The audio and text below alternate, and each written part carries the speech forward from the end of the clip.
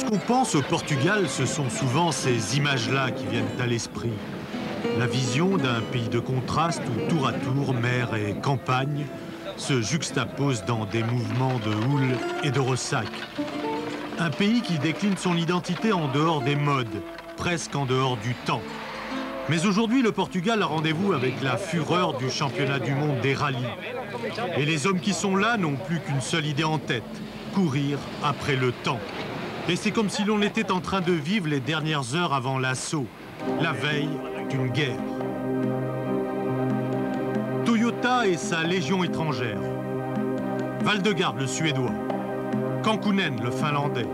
Sainz, l'Espagnol. En face, la force de frappe Lancia Biasion, le champion du monde. Allen, 5 victoires au Portugal. Et Didier Auriol, en marche vers son destin.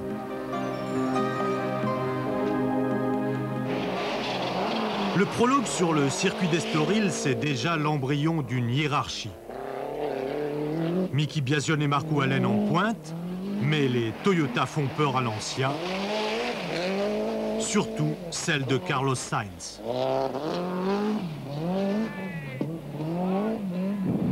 En effet, l'an dernier, on n'était pas devant sur l'affaire. Toyota était devant soit à l'Acropole, soit en Finlande et aussi en Angleterre. Bien qu'ils n'ont pas gagné la fin des rallyes parce qu'enfin, ils ont eu des problèmes ou des sorties de route ou des erreurs. Et c'est nous qui avons gagné, mais ils étaient quand même aussi rapides que nous et parfois un peu plus. Et ça, c'est la première fois de l'année 89 où on va voir qui a travaillé mieux pendant l'hiver. Le lendemain, première étape, le public a enfin compris où était son intérêt et les efforts des organisateurs au niveau de la sécurité portent enfin leurs fruits. La bataille fait rage sur l'asphalte. Après 7 spéciales, 5 pilotes se déchirent en 1 minute et 4 secondes. Biasion, Kankkunen,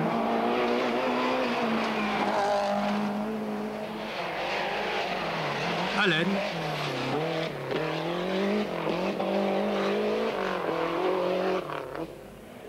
Auriol.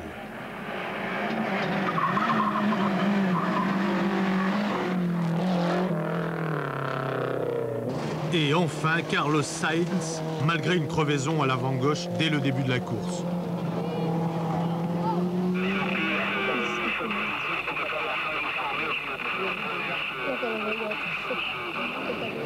Le combat fait d'autres victimes. Tonneau pour Kankkunen qui perd 35 minutes et abandonnera un peu plus tard, moteur cassé.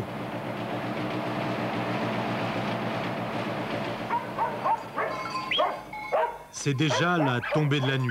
Les troupeaux entre Tobercaille et Auriol se retrouvent en tête.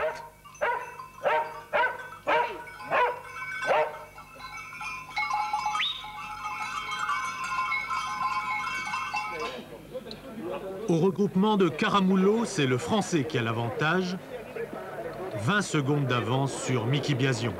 Je pense que Didier va très vite et peut-être qu'il va prendre un petit risque plus que moi dans les goudrons, mais pour moi c'est très important d'aller sur la terre demain. En ce moment, on se retrouve en tête de 20 secondes. Bon, enfin, je veux dire, ça veut rien dire. Hein. Je veux dire, le rallye ne va pas se jouer sur le goudron. Par contre, il est surtout très difficile d'éviter les pièges sur la route puisqu'on n'a pas d'ouvreur. Et on trouve des coulées d'eau, des coulées de terre là où on s'y attend pas. Et des fois, c'est pas facile. Didier Auriol ne croit pas si bien dire avant la fin de la première étape. Il sort de la route dans le brouillard. Bilan, 5 minutes de perdu. Auriol se retrouve 5e. On a sauté dans un champ et bon, dès que je me suis arrêté, j'ai remarqué que j'avais la pédale de frein en bas. Alors, bon, je ne sais pas quel est le problème, puisqu'on s'est aperçu qu'il y avait un flexible de frein de cassé, mais je n'ai pas eu le temps d'analyser si le flexible de frein a cassé au moment où j'ai freiné. Ou avant. Voilà, au moment où j'ai sauté ou avant. Bon, enfin, point final. Deuxième étape. C'est la terre, mais c'est aussi le déluge. Et c'est dans ces conditions épouvantables que Miki Biasion va faire la différence. Biasion qui ne mégote pas, Biasion qui frappe fort là où il faut, quand il faut. Et dans cette forêt de parapluies, on peut dire que c'est Biasion qui fait la pluie et le beau temps dans le peloton. Et sur la bosse de Fafé, Biasion s'envole vers la victoire. Pourtant, Sainz tente bien de résister. À ce moment-là, il est second. Allen est troisième.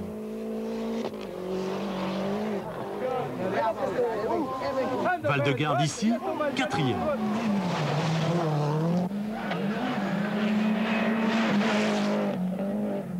Et Auriol, cinquième. Mais cette fin d'étape va être fatale à Carlos Sainz, victime d'une sortie de route. Jusque-là pourtant, Sainz avait fait la preuve qu'il était l'homme le plus efficace de l'équipe Toyota. C'est asphalte avec les pneus de terre et il pleuvait un peu et la voiture n'a pas tourné, c'est comme ça. Et après, je pense qu'il y a un petit problème avec la pression des pneus très haut. Très supérieure à ce qu'elle devrait être. Parce qu'après, il revient avec les mécaniciens pour voir, et c'est 2,5 kg que c'est un peu plus grand. Guimaraes, début de la troisième étape, les cloches de l'église sonnent le glas des Toyota. C'est la grande lessive. Au début de l'après-midi, Valdegarde, le vieux grognard, y croit encore. Mais bientôt, il doit rendre les armes. Transmission cassée.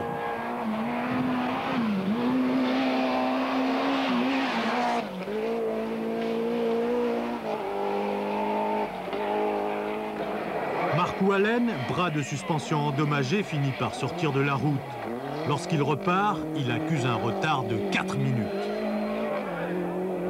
Didier Auriol hérite de la seconde place. Pas pour longtemps. Quelques heures plus tard, l'embrayage lâche et Auriol abandonne. Un coup de chapeau en passant pour les pilotes belges. À Marc Duez, la prime du spectacle avec sa BMW M3. Une propulsion pas vraiment gâtée par les conditions atmosphériques. À Grigor Demévius, la palme en Groupen et une revanche sur Monte-Carlo. Et une fois de plus, triomphe total pour Lancia et pour Mickey Biasion, incontestablement le meilleur pilote du monde du moment. Et on ne voit pas qui et comment pourrait venir contester la suprématie de l'Italien dans le championnat 89.